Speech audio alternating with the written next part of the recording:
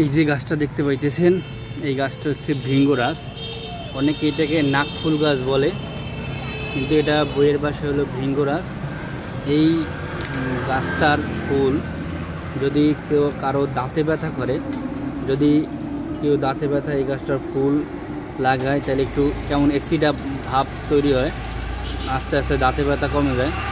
অনেকে এটা নাকের পলিপাস চিকিৎসায় ব্যবহার করে। যারা নাকের পলিপাস চিকিৎসায় ব্যবহার করছেন তারা কমেন্টে জানাবেন যে কেমন ভালো কিনা। কিন্তু আমি এটা জানি যে দাঁতের ব্যথা বা দাঁতের চিকিৎসায় এই ফুল ব্যবহার করা হয়। আমি একটা ফুল নিয়ে আমি এই একটু মুখে দিলাম, যে মুখের ভিতরে একটু অ্যাসিডা ভাব তৈরি হয়ে গেছে। এই যে এটা যে জায়গায় ব্যথা করে বা দাঁতের গোড়ায় তো দেওয়া হয়, তাহলে দাঁতে ব্যথা ভালো হয়ে যাবে।